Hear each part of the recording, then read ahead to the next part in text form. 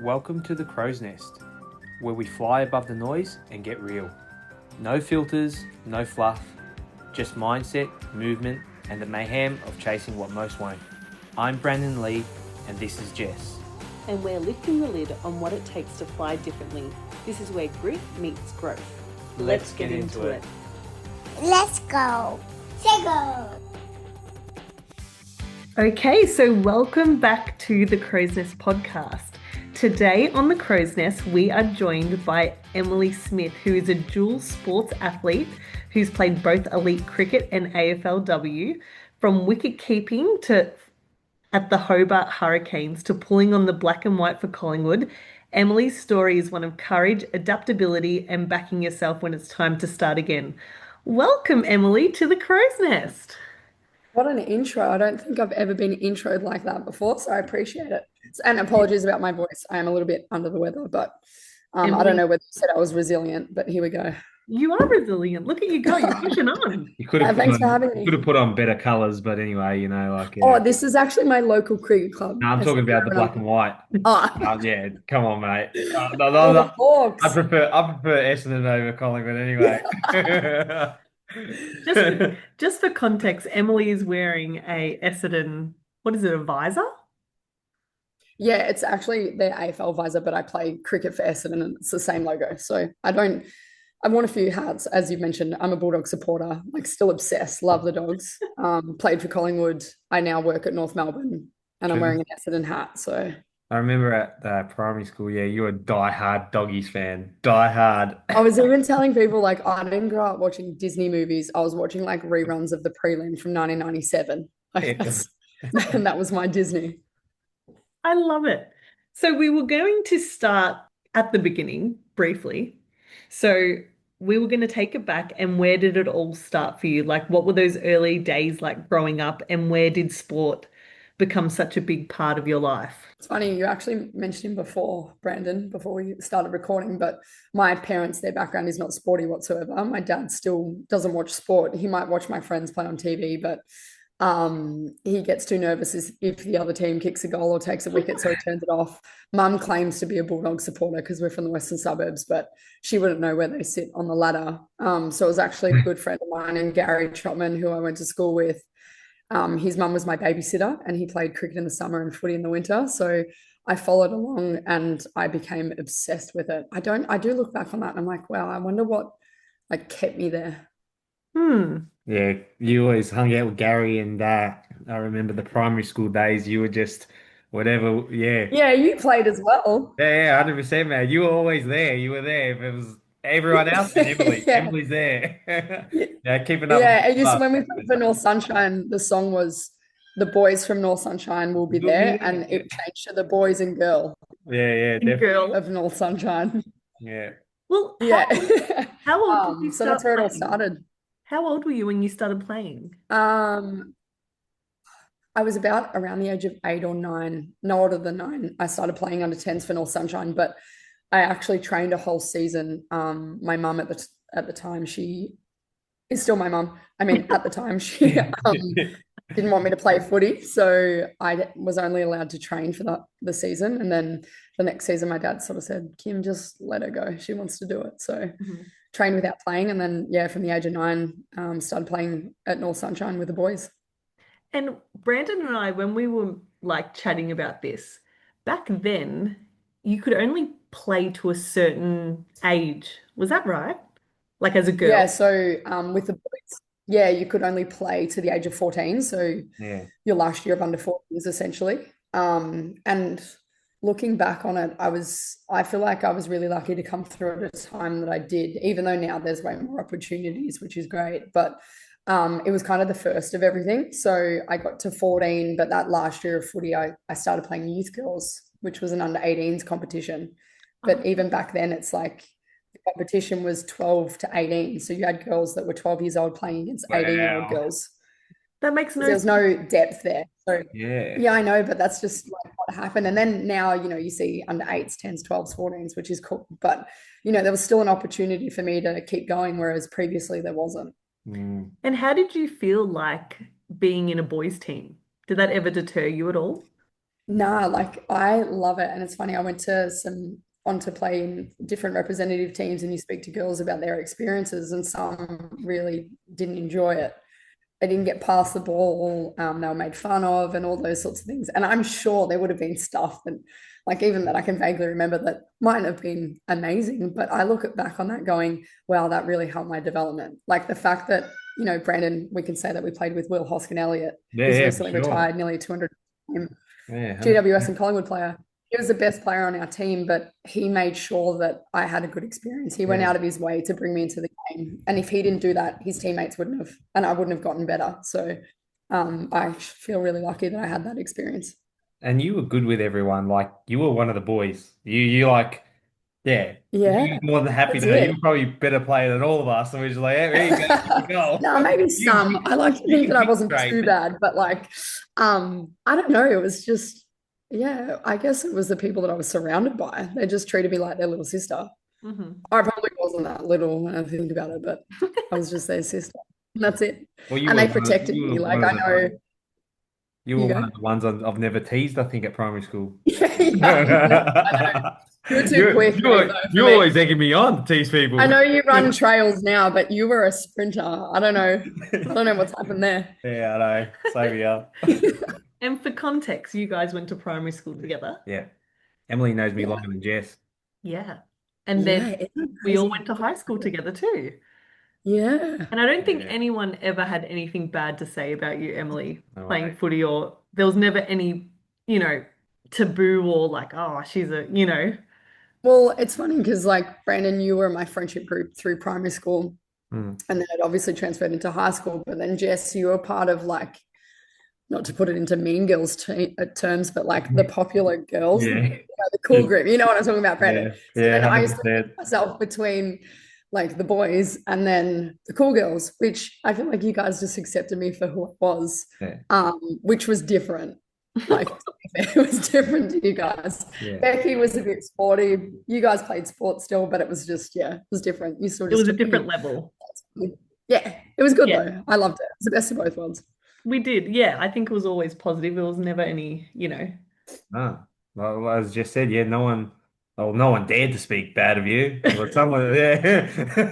Yeah, We would have yeah. thought of a thing or two. Yeah, and I had to deal with like 15 brothers. Yeah, Yeah. yeah, that's No, it. it was Exactly good. that.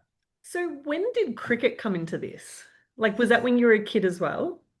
Yeah, so like I said, it was cricket in the summer, footy in the winter. Okay. So my footy club where I started, I think I would have started footy first. The boys then went on to play for Sunshine Cricket Club, and Gary as well. We would play for hours in the front yard and the backyard, and I would watch Test cricket, and I just became like obsessed with the game itself. Hmm. But footy was always number one, and I just loved playing cricket. Hmm. Um, but then I guess professionally, at around the age of 18, I had a phone call, long story short, to come up and keep for Tasmania in the women's professional league, which is something I could never have dreamed of doing. So there was a pathway there for that, and that was before AFLW. So I'm talking that opportunity would have been 2013 when I was about Wow. 18 of women's cricket, where it was, a $2,500 contract, but it was still professional. I used to fly in, fly out to Tasmania just to wicket keep. It was meant to only be for one game because a girl had a wedding, and I played 10 seasons of professional cricket and walked away having actually earned half decent money. And I That is say half amazing. decent as in I got paid for sport, which is just crazy. You know, the funny thing is, even in inter-school sports, she was a wiki. Really? Yeah, no, it's because I You couldn't were run. You know always, that. yeah, I remember you saw, yeah, you're the only one that put your hand up for it. It was boring. I hated cricket, but like Yeah, I actually you have my played it. keeping gloves tattooed on me. Be Yeah, yeah, careful. there you go. Yeah.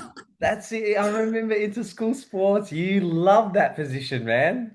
Yeah, I couldn't really bowl. I used to throw and I wasn't a great runner, but you were involved in every ball, Yeah, which I realized later on is actually harder than what it looks because you yeah, have for to be sure. like on. And if you're not, you get found out. At 18, you got this call, and were they Mm. who were they in Tasmania? So there was a women's national cricket league that's been around for a number of years, and Tasmania only came into the competition around 2010. Mm-hmm. So Victoria had a team, they were quite successful. New South Wales had won, like, I don't know, off the top of my head, 12 grand finals, like they were the best state. But these girls from those teams played for Australia. So there was teams all around the country. Tassie had come in 2010. And then 2013, I had a phone call from a woman by the name of Julia Price, and she used to coach wicket keep for Australia.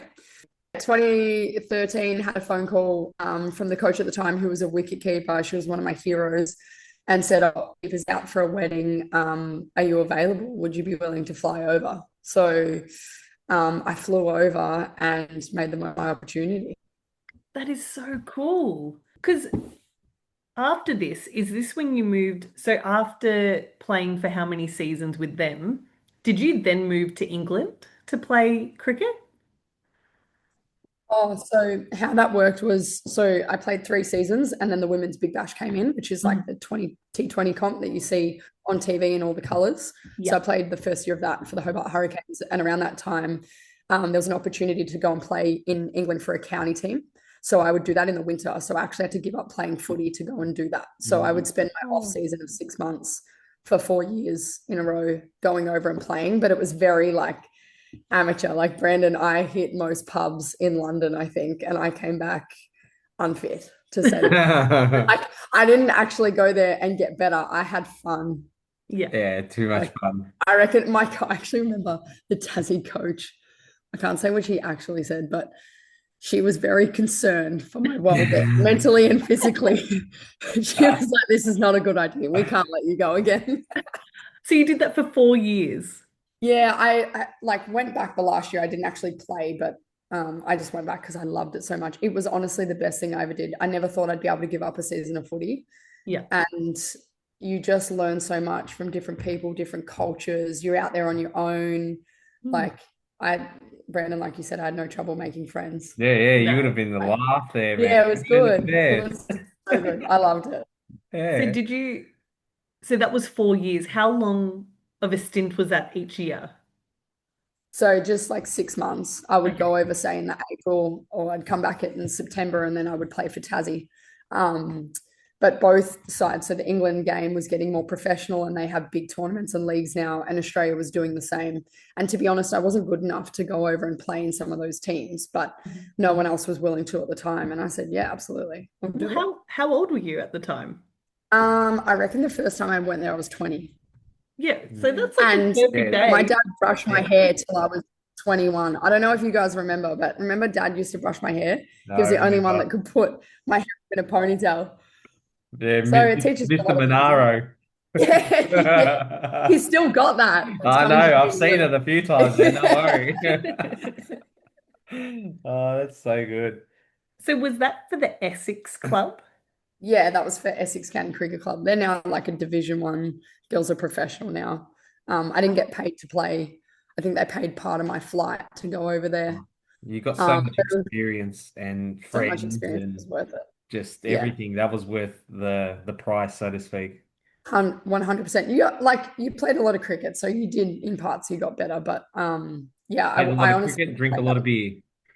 That's it. Ate everything. So many pastries. Like their teas are different over there. It's like you're sitting down for a full-blown curry mid-cricket match.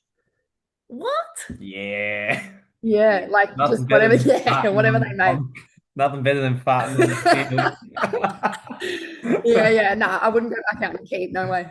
Yeah. So did you travel a lot while you were in England? I did parts. Looking back on it, I wish I did a bit more, but like I went to Berlin for 4 days by myself. That was one of the first solo trips that I'd done. And I actually you won't be able to see it, but this sleeve that I've got are like all the places that I've been to. So this is like, you can't see it, but the Berlin Wall, that's is that my face on there? Yeah, it's your face. I remember standing in front of the Berlin Wall going, oh my God, I've only seen this on Google Images. Yeah. I'm from Sunshine. I'm 20 years old and I'm standing in front of the Berlin Wall. Or I'm in Amsterdam going through the Anne Frank house, or different things. I've been to India 5 times and I love it. It's my favorite country in the world. I was going to say you love India so much. Yeah, I love it. Although I didn't go there from England, but I went to Paris and did a couple of other things, but I saw a lot of England, which was cool. So Did you play cricket in India? No, I only ever went, my partner at the time was playing for Australia and then playing in the Oh, Women's Premier League. So I went essentially to watch. The first time I actually went to India, I went with a best mate of mine. She's from Werribee.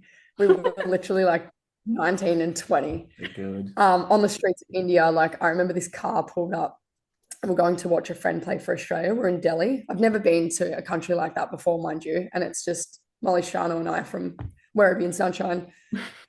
Holi Festival, the Festival of Colour. This car pulls up, they get out, they got colour all over their faces, and they're like, come to this festival with us. And I'm thinking, oh no, like this might not be good. And then Molly goes, yep, let's go. So we're in the back of the car, I've still got videos of it. And they're passing us vodka, whatever, like driving out 40 minutes somewhere in Delhi. And then we get out of the car and there's like hundreds of people pushing on this door to get into this. I can hear a DJ going. And the guy goes, get under my arm. And I was like, what? So he grabs us in a headlock side by side and just rams us through this crowd. And we get through to this festival and everything was paid for. It was brilliant. wow. And like you're waiting for a story where it's like you don't make it out alive, but they dropped us off at the cricket. It was the best thing. Like we still occasionally would message years after. And we just made friends like that. We went on our gut instincts and we're lucky we can tell the story. Yeah. That is Emily just tagged along stuff at your, you know. Yeah, I just tagged on. I was like, oh, I should do this. India's the best case, yeah. For you, Yeah. So it was good. I'm very lucky with the experiences that I've had like that. Yeah. And how long did you play cricket for until getting into that AFLW? So I reckon I started around the age of 18 or 19 playing for Tassie in the Women's National Cricket League that I talked about. Mm-hmm. And I remember I actually got an email from the CEO of Cricket Tasmania saying, hope this email finds you well. Just letting you know your services won't be needed for next season. And I thought, yeah, the email found me well about 2 sentences ago, but not now. So then I was cut, like, as in I was done. And I remember sitting there and I was so sad. And I thought, I've just lost 12 of my best mates, as in they were great girls. We didn't win a game that season, but they were just brilliant girls. Yeah. And I thought, oh no, what am I going to do? And I hate feeling sorry for myself like that, especially at the time. I'm in England living like my best life. And I was sad for a couple of days. And then I thought, oh, well, I'll go back to Sunshine. I'll play cricket for my local club because I love it. And I'll just do what I pick up life where I left off. And then, so I did that comeback. And then I remember being in the Hungry Jack's drive-through. I was living in Melton at the time. And the head coach of Western Australia had called me. And she's a legend of Australian cricket, Lisa Kiley. She'd actually messaged the day before saying, can I call you? And I told my dad it. And I said, Dad, Lisa Kiley's just called me. And he goes, who's that? And like, she is a legend of Australian cricket. He just has no idea. So she calls me. I'm in the Hungry Jack's drive-through, literally just placed an order. I can still remember where I was. And she offered me a contract for Big Bash. So I'd just gone from being depressed about it, 2 months prior. And she said, oh, we need you as a backup keeper. Would you come over in December? And it's only for 4 weeks. We'll put you up in a hotel. You'll just be there in case someone gets injured. Yeah, no worries. I'll be there. Then she calls me back the next day and says, oh, we actually need a backup keeper for our WNCL team, which is like a longer contract. She said, we need you to move over in 2 weeks. And I said, yeah, no worries. I'll be there. She goes, oh, I'll let you go and speak to your family and then I'll call you back tomorrow. And I said, the answer's still going to be the same thing. So I went home, told Dad. Dad goes, all right, well, we better pack the car then. So I moved to WA in 2 weeks, played 3 years there. I was about to get delisted. And Tassie offered me a contract and I loved playing at Tassie. So I took that. So I did essentially 3 and then, about 3 or 4 seasons with Tassie after that. So in the space of say 9 years, the last year that I was there, we just won the first ever WNCL title for Tasmania. Wow. Yeah. And we went from not winning games in the first part of my career. The second time that I got back to Tassie, I was actually playing and I was in the team. But then we had like a New Zealand wicketkeeper who was a lot better than what I was. They got more out of her in terms of she scored a lot more runs. So that year that we won, I was actually 12th man the whole season, just as a fielder, as a replace, like if someone got injured. But it was the best season that I'd ever had and I didn't play a game. because we Yeah. won. Like it was just, it didn't feel like, granted, there were girls that scored hundreds and played amazing games, but it just didn't matter because we won that title together. So at the end of that, my dad, he'd just had a heart attack and sort of was a bit unwell. So I went back to Melbourne and was deciding, oh, maybe it's time that I actually look after him. And it's just funny how things work out. Collingwood found out I was back in Melbourne. They called me in for a trial, thought, yeah, we might be able to do something with you. They offered me a 2-year cross-code rookie contract.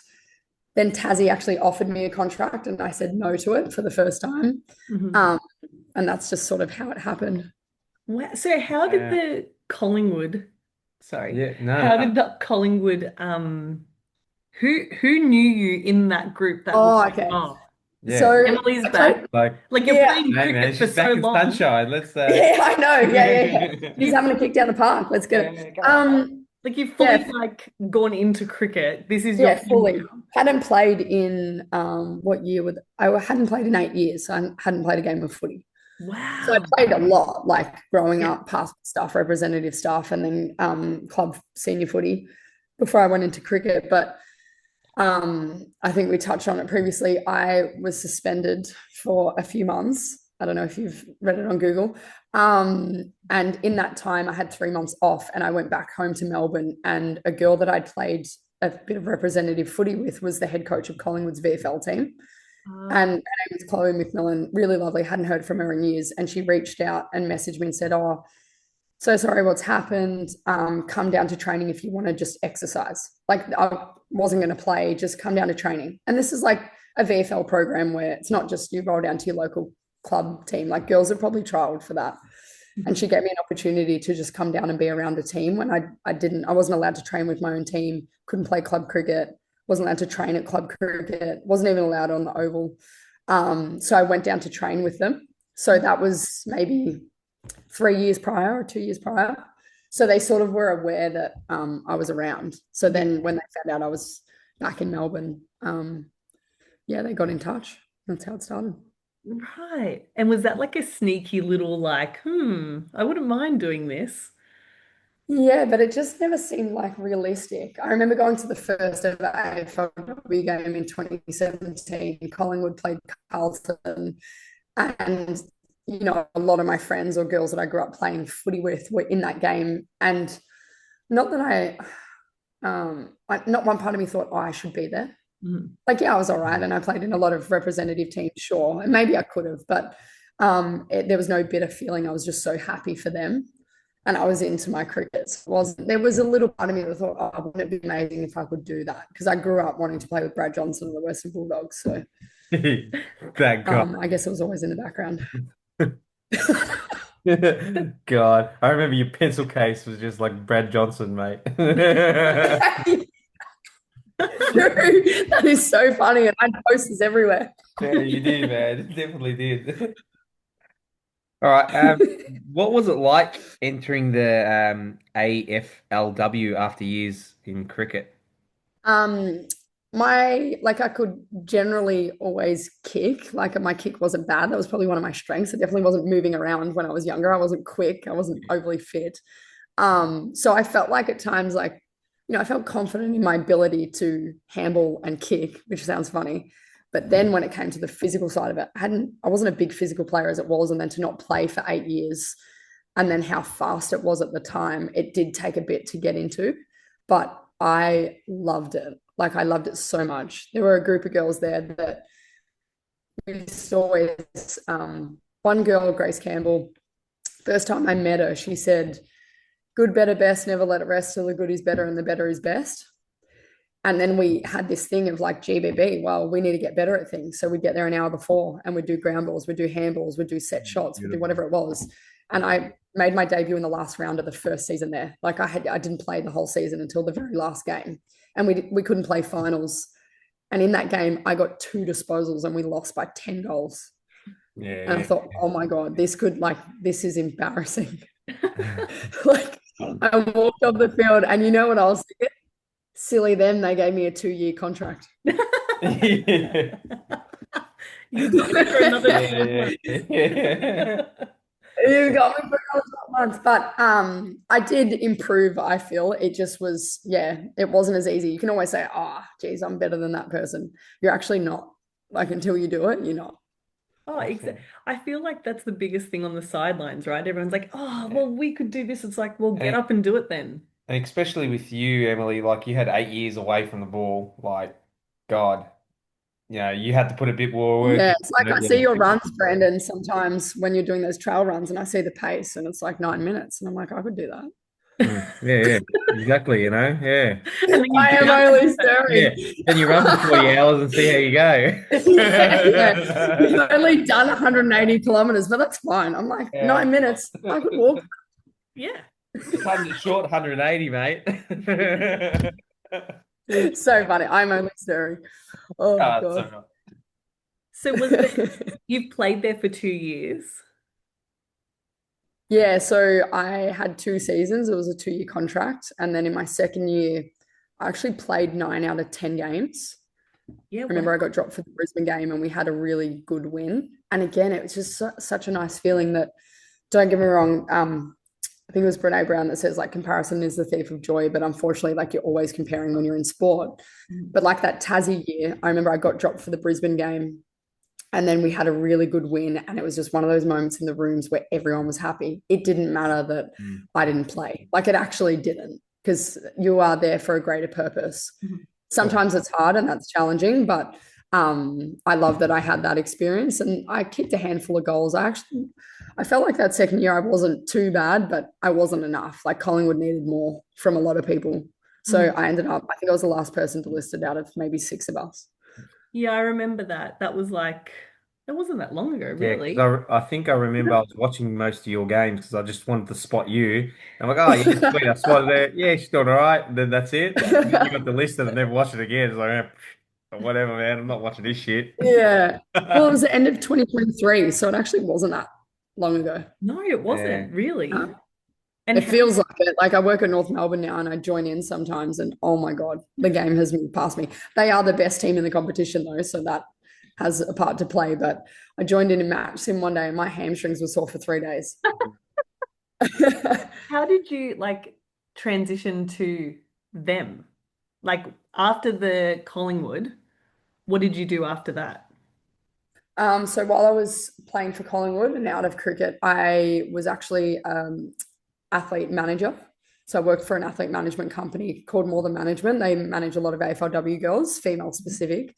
But I was the head of cricket. So they were sort of branching out into cricket. And I looked after about 15 cricket athletes, managing and negotiating their contracts and everything that comes with that, which was actually a really cool experience because it still kept me connected to the game.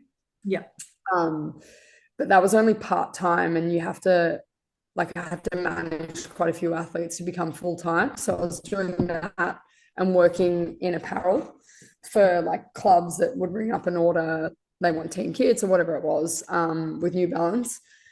And while I was doing that, I got a message from someone I hadn't spoken to in a few years who worked at North Melbourne saying, hey, there's a job opportunity. Would you be interested? And I met with their general manager 3 months later, applied, sat an interview, and I got given the job. And I genuinely love going to work. So good. Like it's such a cool place to work. Yeah, I love it. I'm very content with my career being finished in terms of playing. I work in the operations side of it now, but I'm still connected to it. I love cheering them on. Some of my best mates play for that team. So yeah, it's really cool. I don't really think of it as work. Yeah, that's so nice. Probably change of colours. I know. It is a bit strange, but you get used to it. Yeah, 100%. yeah. And how do you think that through all of that, how do you think you handled your pressure and setbacks that come with big sport? Yeah, interesting. Because it would have been hard, like coming like from a girl to footy. It's a man sport. It's a or some Even like cricket. cricket as well. Like and everyone's always shooting off the women straight off the bat, not giving them a chance. So it would have been Yeah. like so hard to just like you had thick skin, which you do, which but it's like would have been draining sometimes, I guess. And also getting like cut. Like that's your whole life. Yeah. It's not just Yeah. your job. I guess they're in some ways two separate things. Like my dad was always supportive. You can do anything.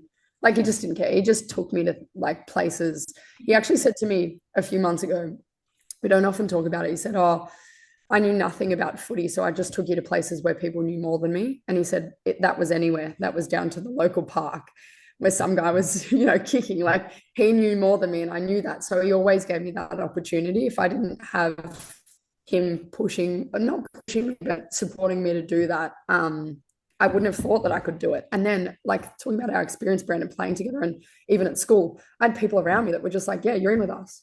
Mm-hmm. Like I'm sure there were comments or whatever it may be, but I remember when I was younger, I used to get the Star Weekly and the local advertiser paper, and I'd flip to the back, and they would always have a little bit on like the women's footy. When I found out the women played footy, and I've still got it to this day. I used to cut out all the articles and stick them into this frame, and I have it like I had it on my wall where I lived. And there were two people in particular, Debbie Lee and Shannon McFerrin. They were like my heroes. They were women they were like my Brad Johnson. So Brad Johnson was my hero, but then it quickly changed to these two, and they were just local footballers. That was my dream. So I couldn't see women playing AFL, but I saw them playing, for St Albans. So that was my goal. Yeah, right. So I knew that it was out there. I knew that was the space for me, but I could only imagine what it was like, prior to that. Mm-hmm. So I just feel really lucky. And then to your point of like, how did you go getting delisted multiple times? If I think about it, I was probably delisted 5 times and then being told you're not good enough to play.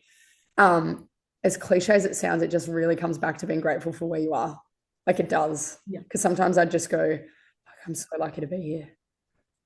You've got a very good outlook, Emily. It's not always like that. It is hard sometimes because you go, oh, she's lazy. Do you know what I mean? Like, what's she doing? How's that better than me? But you catch yourself in those moments and go, hang on a second. Like, am I doing everything? Yeah. Am I doing everything to give myself the best chance? I never actually complained to a coach that said, hey, this is not good enough. You're not playing because you don't score enough runs. I couldn't argue with that. Mm-hmm. Yeah, granted, I wasn't. Mm-hmm. So then how could I be mad at that? Be mad at yourself. Yeah. Not scoring the runs. So I don't know. That's kind of just how I dealt with it. But I feel like that takes a big person to be like mindful and be like, yeah, fair. Like, it's easy to take. I don't know. I guess I've always been in spaces where I wasn't the best player in that team. Mm-hmm. And that's what I do think about that often. Like, kids that come through and they're the best in their teams and the pathways and everything is just there. It's like, yeah, I was all right. But my teammates, there were always people that were better than me. Mm-hmm. So I never felt like I deserved the best of everything because I just wasn't. Like you can see, you've got 2 eyes. I can see that person contributes more. You know what I mean? Exactly. Yeah. Common sense. It's just 100%. Not that common. Yeah. They're exactly nowadays. Yes. But yeah, that's good, man. And so you copped it on the chin and just moved on. That's it. It's like when people what are you dwell going on to the do? Like past. life goes on.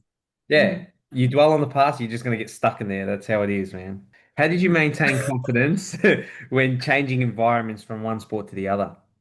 How did I maintain confidence? I guess there are times where I wasn't always overly confident in what I did. There is truth to like if you put in the work, you do feel more confident for sure. I felt more confident in my skill set, like as a wicketkeeper at the back end of my career because I just loved it and I kept a lot. And then going into footy, it's like, well, I used to go and kick on my days off.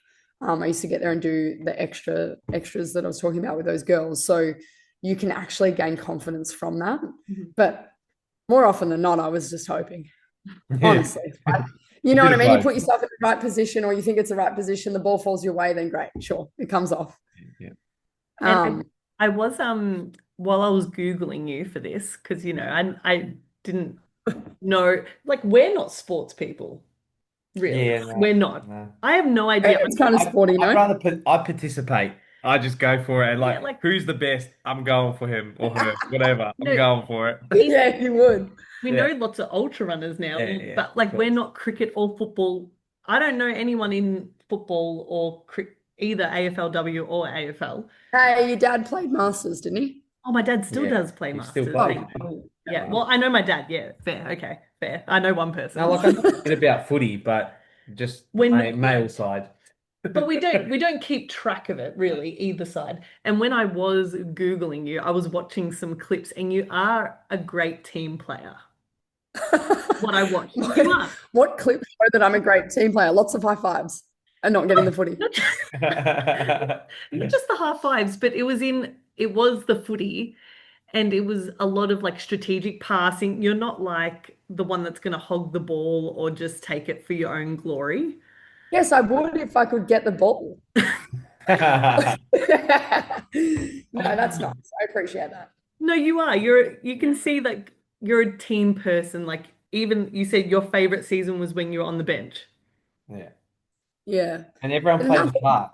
Everyone plays a part in Yeah. the team, man. Like you need those people that just whatever it is, whether it's They just get it done. keep going or I don't know what you say. Like Brandon, in your sport, yeah, running's a sport, isn't it? I actually wish I could run like you. You have support people that Yeah. either pace you or run part of the way, and that blows my mind. I'm like, why would you do that? Yeah. Oh, Like, well, why are you Jessica's running? for hours, and like she's there for hours and hours and hours. And when you're, what, 2 a.m., 38 hours in, and you're like, I don't want to go out, get the hell out. Is that what you're like, Jess? It's yeah, I really enjoy it. It's really hard. I honestly couldn't imagine it, Brandon. It's Like, I just, really hard, You can but come crew one day. Come give Jesse a yeah, hand. I actually should do that. it's And really fun. then It's a big Brandon party, will but come in and I'm snoring next to him. Like, that's That's the hard part. yeah, it is. It And is. as you said, Yeah. like it's a team, Mm. really. Yeah. Like it is because cricket's a bit different in the sense that like it's the most individual team sport that you'll play. right. Because the two batters at the crease, they're the ones that are scoring the runs. Like if they do their job, that's going to sound wrong, but you don't want number 8 to bat.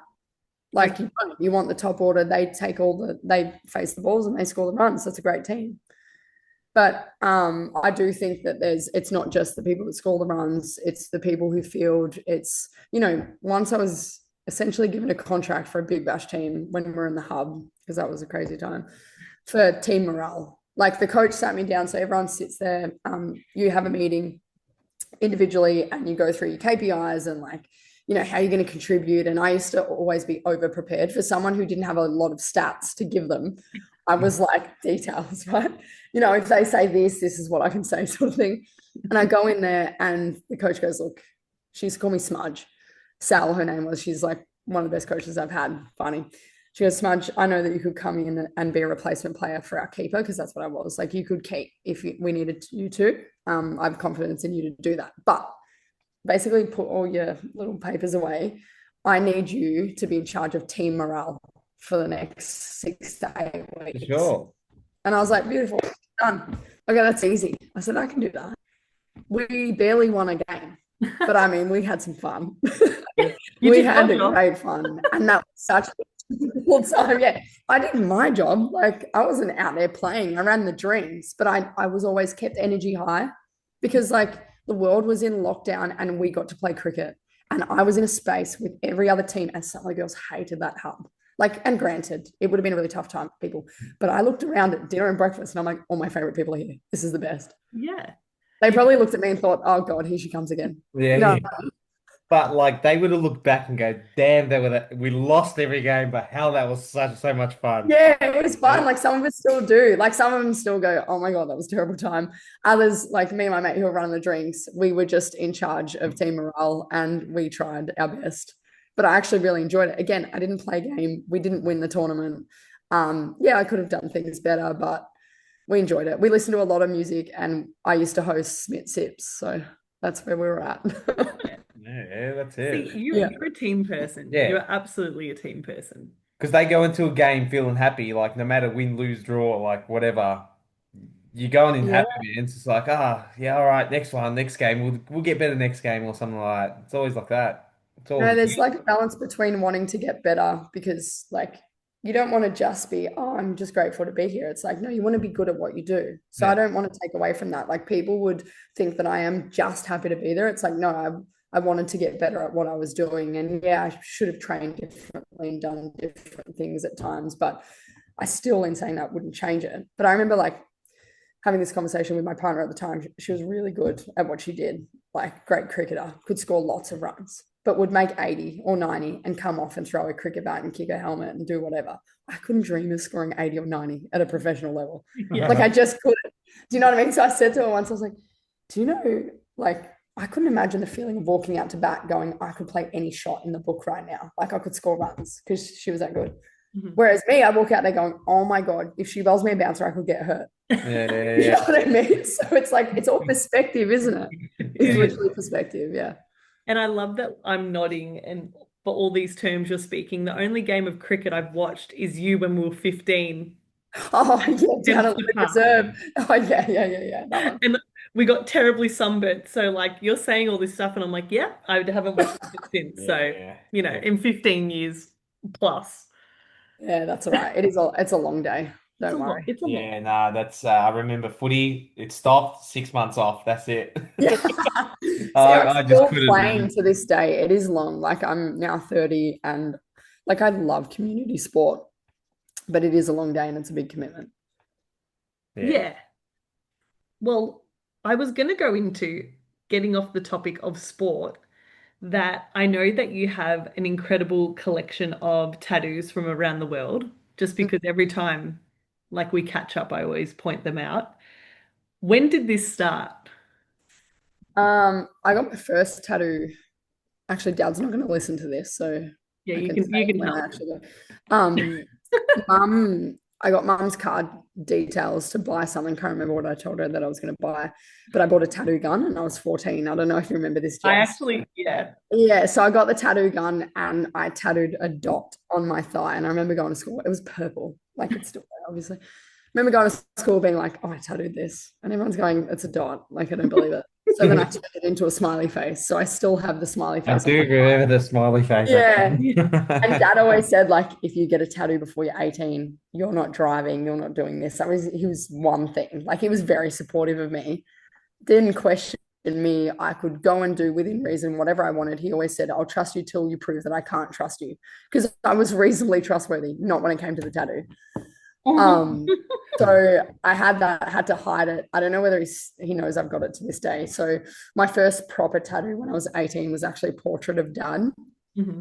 And then I've got like a family leg sleeve with like my parents' wedding photo. They actually got divorced when I was 6 months old. So that I think it's quite comical. So do I, but I love it. Yeah. Dad wants to get rid of it, but that's fine. And then I started the sleeve. I started with like a view of Melbourne from the western suburbs. It was like this particular spot, this city. And it was when I was living in Tassie. Whenever I came back to Melbourne, it genuinely felt like home, and I'd never experienced that before. I just loved it. Like, love going around Sunshine. Sunshine Marketplace is just a crack of a joint. It's the best. You have everything there, man. Yeah, I've actually everyone from Dempster Park is there. Yeah, I want to show you this tattoo. I actually got it in Bali, and I paid $30 for it. It's the Sunshine Harvester logo. Can you see that? Oh my God. Yeah, I know. Like, never forget, right? Yeah, fair. It's just the ink is like a story. I love being able to tell people the stories. They probably don't even care, but I enjoy it. I love it. We So if you had to pick top three, which one would they be? And what's my tattoo? Yeah, but you have to tell the story behind it. You have to tell the story. No, that's fine. I'll tell any story. Oh, that's a few. So top three. I do like the portrait of Dad. Hold on, I'm just going around. That is one of my favorites. The divorce that you got there with. Yeah, I know, that is funny. And it says Mr. and Mrs. Smith, because obviously a surname Smith. Yeah. And it's like that movie, but I've never actually seen the movie. I just used the font. And didn't they try and kill each other? No. Yeah. Don't they like try and kill each other or something? They do. The whole movie is them like trying to. Well, there we go. If the shoe fits. Yeah. It is what it is. Yeah, exactly. I have a tattoo of Stevie Nicks, which is sort of the centerpiece of the travel sleeve, because I love Fleetwood Mac. I love music, and my favorite song by them, or one of, is Gypsy. Mm-hmm. And that's sort of how I felt. And then I got this tattoo actually after I finished up at Tassie, and it says, fear, it is said, was a thing unknown to her. And that comes from there was a woman by the name of Lily Pullett Harris who created the first ever women's cricket club in Australia, and it was in Oyster Cove in Tasmania in 1890. She played for Australia. I think she died at 23 of tuberculosis. Maybe Google that later. Incredible player, but there was a thing written in her obituary, and it was that quote: "Fear, it is said, was a thing unknown to her." And there was a lot of change in my life at the time. And Tassie, one of our values was fear unknown for a period of that that related to Lily Pullett Harris. And I love like my history and, leaving the place better than where you found it and people that have been there before you. But when Dad was really unwell, he was like bedridden and we weren't sure what was going to happen. He called me in because it was just him and I was looking after him, and he said, "Oh, I just want to tell you how proud I am of you." And he's never done that before. Like, it makes me emotional thinking about it. And I was like, because him and I are similar, but I go, "Nah, we're not doing this. I go, we're not doing this. This is like a last rites." No. I go, "We're not doing this." I'm just like, no, but thinking of seriously, Madeline, like, I'm not Madeline right now. We're not. Madeline's going to be tearing up right now. No, it was sad. And yeah, he was like, "Oh, I'm not just proud of you, just your footy and your cricket. Like, jumped on a plane to just have had no fear to go and do different things and essentially just be you." Years ago, Dad, this is what it's for. Like, we just had this really nice moment, and that's always stuck with me. Oh, Nice. so that's 2. Yeah. Like, that saying really sums 2, up your and then whole the third one. Yeah. sums up your whole It does. journey, man. The third one is the Taj Mahal. I remember standing in front of the Taj Mahal with Molly, sitting down going, "Oh my God," it was like we just had some magical moment that we couldn't believe we were in front of a place like that. And like, he built it for his wife. And like, I couldn't even get a text back at that point. You know what I mean? Just incredible. Was it really built for his wife? Yeah, it's like the Palace of Love, and his wife is like buried in, I feel like he had a couple of wives, don't quote me. But his favorite one was like, everything is symmetrical and she is in the middle. Wow. What really throws me off is I'm pretty sure he's buried to one side. So it's like out of whack. But why would you do that? Yeah, I don't know. Bugger. It ruins Yeah. the whole thing. Bugger. So yeah, they're my favorites. Wow. So you haven't, your arm is your travel arm, Mm. and you've got your legs tattooed. Is that just random? I was on footy trip in Bali with the Collingwood girls after my first season, and I got a magpie tattooed on my foot. That actually got really infected. Oh yeah, so with this whole journey of your cricket to your footy to your suspensions to your cutting off and everything, was there any key moments that we've either missed out on or you'd like to share? Because you've had one hell of a journey from Emily Smith at North Sunshine Primary School with Miss Lopez as your teacher to Yeah, I actually Famous. took her through Collingwood a few months ago, and I Yeah, hadn't seen her in years, which was really cool. yeah, She was a great teacher. Talk Yeah. about positive energy, Yeah. hey? and then you come to Emily Australia. That's it. You represent. No, like that is like for anyone that can represent Australia, that is amazing. And you've done it pretty much nearly for 2 sports. 2 sports. Mm. I haven't even done it for one. Yeah, I get it. Oh, mate, I'm come getting there. on. I'm getting I there. would argue, like, don't get me wrong, while I think, yeah, sure, it's great to play professionally, what you do is so hard, like mentally and physically. Oh. Isn't it crazy? I just look at that and go, wow, that's the pinnacle. Because, I hated running my whole career, basically, and it's still hard. Like, I don't know whether it ever gets easy. Maybe you can talk to that. But I think about it, and like, towards the back end, I started running more, and it was like mentally like addictive because that challenge of like getting better at it or like feeling like you're doing it better, if that makes sense, and how hard it is. Like, that's why my partner laughs, because I have to make sure that like I'm following a program and I need to tick it off because that's the challenge. Like, I'm not even playing at a high level anymore, and I still go, no, I need to do it. Like, that's what we do it for, right? It's just like you said the other time, it's the work you put in. That's all it is. Oh man, that primary school, man, I was eating potato cake rolls. Oh, hey, mini pizzas, chicken Hey, I'm fingers, still eating peanut potato cakes, butter, man. right? Gary used to just cook me always on. I used to just give me 100 meters and I'm good. But it just Yeah. yeah. I guess I just wanted to hurt Um, mentally, and it just fills that void, I guess. we all have our things, don't we? So like Mm. in terms of missing anything or whatever it is, um, everyone everyone has a story, and that's what I love. Like airports are my favorite place in the world, other than the destination.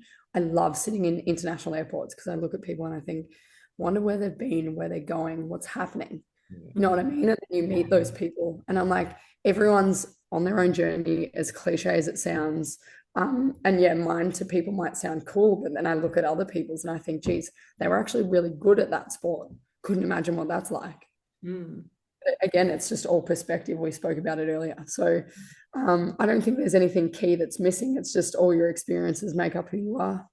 Exactly. And we're sitting here having this conversation when we went to primary school together and we went to high school together. It's pretty Yeah. cool. It's so cool. Because I'm pretty sure, like, I reckon from like the 14, I kind of missed out with your side to things because I was hanging out with the cool boys. Cool boys. I was with the cool girls. Like I was just in my own little world of just karate and all that, and just kind of Hmm. yeah. And then cricket Yeah. wasn't my fondest thing. You played though, didn't you? No, I never ever. I just played inter school sports cricket. Didn't it, like, did you play into school sports? No. Yeah, cricket I did. Yeah, because Yeah. but come on, inter school sports. You just wanted to get out of Again, we cricket. all have our things, and cricket wasn't yours. Yeah, no, hell Yeah. no. Yeah, that's So cool. if you were to give advice to your younger self, what would you give? I've never usually say this, but probably work a bit harder. Like, as in, I was described as the most committed, laziest person that they had at the representative teams because I didn't want to run, but I had the skills and I was always there. I was the first one there, last one to leave. Like, loved it. So then I look back on it. Yeah, maybe should I have worked harder? Wish I had that mentality, maybe, but I wouldn't have had the experiences that I have now and the outlook on it if I was like the top tier, if that makes sense. Mhm. And then the other part is to, I feel like we've hit a few cliches, but is to stay true to who you are. Mhm. There's no point in trying to be someone that you're not. It gets found out pretty quickly. You don't get to have the best experiences that you can have by doing so. Um, I honestly love the pathway and the journey that I've had. I wouldn't change it. From And I cutting out don't those think, articles of people that I loved and looked up to, like that was of just a real simple goal, and then I got to achieve that. I think of like 10-year-old Emily would be kicking herself thinking this is a pretty cool life. For she would just sure. be mad that it wasn't the Bulldogs. Yeah, Would yeah, it yeah. Yeah, Brad she'd actually be Johnson. quite. And what's one lesson sport has taught you about life? um that things aren't going to go your way probably more often than not, and literally the world does not stop. Like a girl, Sarah Rowe from Collingwood, I actually have her handwriting tattooed on me. It says grateful because at the time we used to talk about how grateful we were for the opportunity to get up and do what we do, as in play footy on the weekends. And no matter what, like I remember walking down, I'd always walk Barclay Street before we'd play on a Sunday. This is at Collingwood in AFLW. And it was before everyone was sort of awake and the sun would be shining. And I would just have this ultimate buzz. And I genuinely think it was from gratitude because I just thought, how cool. I get to go down to Vic Park and play for Collingwood this afternoon. Yeah. And then when that didn't happen, I got to go and watch my mates do that.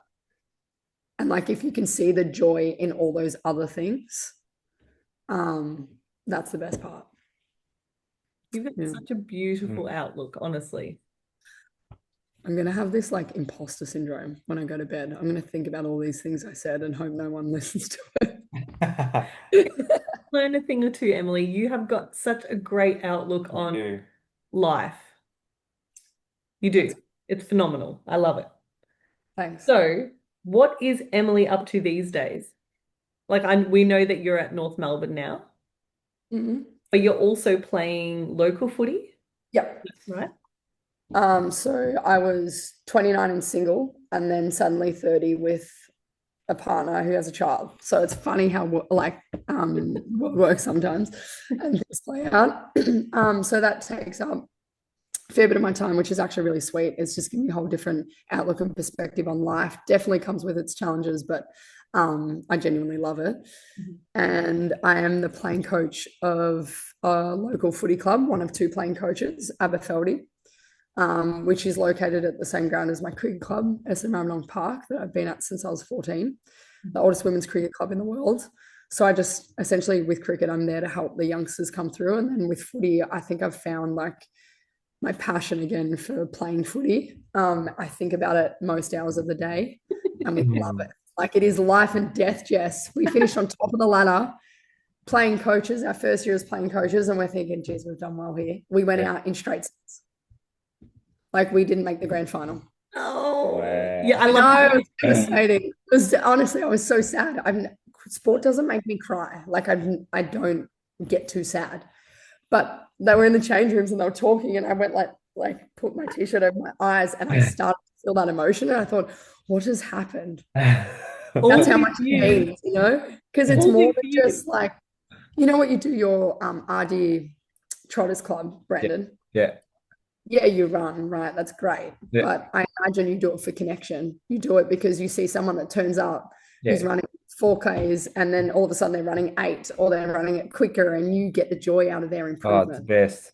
Yep. That's what brings me back. And that's why I'm there. So that's what I'm doing now. Same. this isn't on here, but I know that on your Instagram and you've chatted in person about there is some older ladies at the club. Oh yeah, Bay 13 we call them. Yes. And So elaborate on that because I think that's so sweet. they are sweet, actually, like they're in their best part of their 70s, and I do that again. I hope they don't find this. I do have these moments where I think, oh, I hope not that it is, but like I hope it's not the last time that I see them. You know what I mean? Because they're just getting a bit older. But they are. We call them Bay 13 because Brandon, I don't know if you ever came to the Boxing Day test with us, but Bay 13 is where all the Looney Tunes would sit, all the rowdy people. Like Brandon would be there, you know, like shirt off, sunburn, writing all over their chests, like Australian flags, the whole lot. Like it was always, they're getting kicked out. Beer snakes. Maltese flag going as well. Maltese flag. Yeah. You'd be kicked out for sure. So that's what Bay 13 was known for. And this group of women, what actually connected us was my club team went on an overseas tour. It was my first overseas trip. This is sort of what sparked all this stuff for me. We just went as a club team. There were past players, current players. Anyone could go. You just had to pay to go. And what an eye-opener. South Africa is the first country that you've ever been to. It was just amazing. But it was the first time I actually got to know some past players that were on the trip, and they would have been like in their 50s, 60s at the time. And, you know, by name, one of them is Rayleigh Thompson. She captained Australia in the 1970s, was the first ever woman to be a forensic fingerprinter in the police force, worked her way up to be a sergeant, but also was the captain of our country, opening bowler, played for EMP, coach, selector at one point. Just like amazing stories.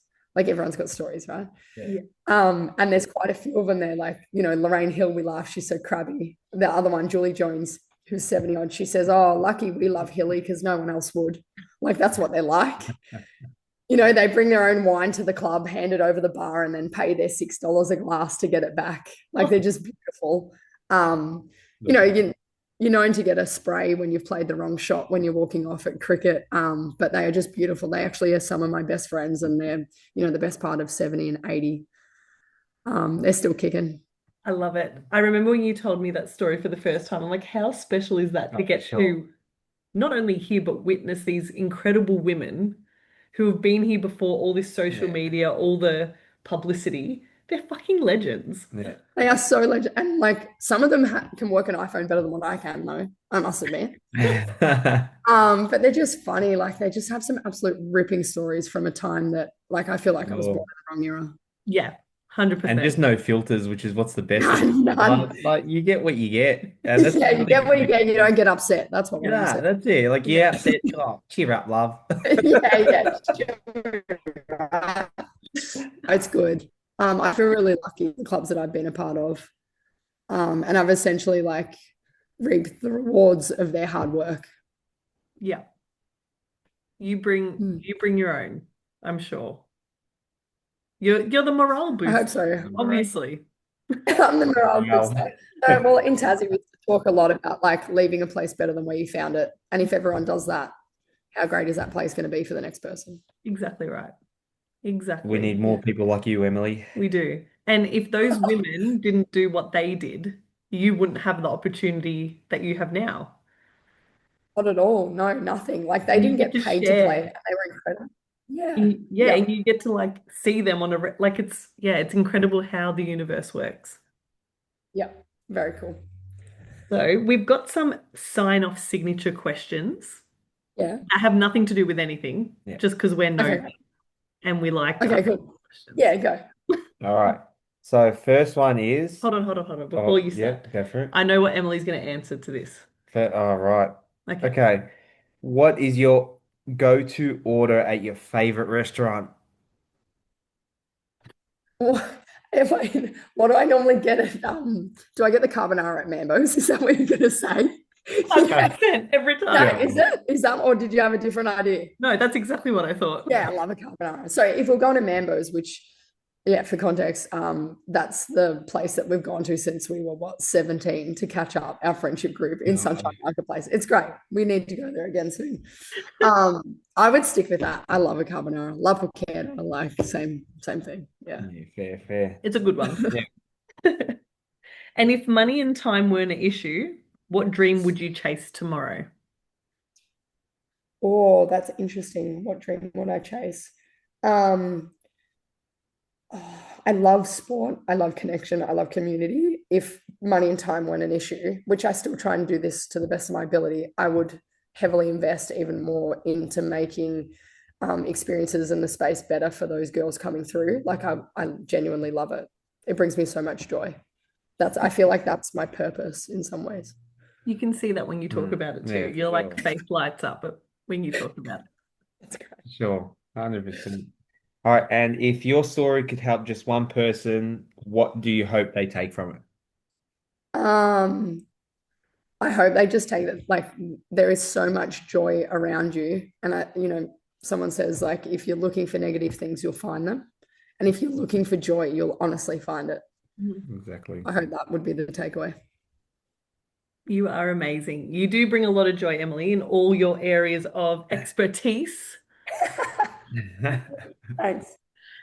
So we would, yeah. Yeah, thanks for coming on. It's been a long journey to have you on here. Yeah. You definitely, I guess, we wanted on. We wrote a list of Yeah, people we would love to you talk were to, on. and you were on. You had no choice but to come on, even if you said no, you're coming on. And Well, No, I I'm said no joking. to a good friend before as well. Yeah. You guys are good friends. But when you asked, I just thought, yeah, like, why wouldn't I? You get all that stuff of like, I don't know, whether it's insecurities or whatever it might be of, or who's going to want to listen to that? And what if I say something stupid or whatever it is? But, well. And that's our purpose for this podcast. One, we got the nickname from the ultra running scene, but and then everything else is pretty much for our best friends and our people that we love to share their stories. sharing phenomenal Yeah, stories, right? 100%. Yeah, I mean, our kids can look back on this and say, "Man, they had some cool friends." I just hope that is so good. I hope not too many people will listen to this because now they'll know the true version of me. Yeah, all these softy. Yeah, true, true. But Brandon, like I haven't ever seen you like be negative. Like there's one moment that sticks out to me about you two, and I was telling my partner this that at Mads's wedding, our good friend, and Tom, obviously, he was there, I guess. No, I'm really staring. You guys obviously didn't come to the wedding together from memory. I was playing the next day. I still remember this. And I watched you guys like run to each other, hug each other, and give each other a big kiss. And you were just so pumped. And I literally said to Bianca or Laura, like, what's up with them? Like, what's happened? And then I said to you, Jess, like, what's the story behind that? And you go, oh, I just haven't seen him in a few hours. And I'm thinking, what? Like, and how's me going, that is so strange. I'm like, that is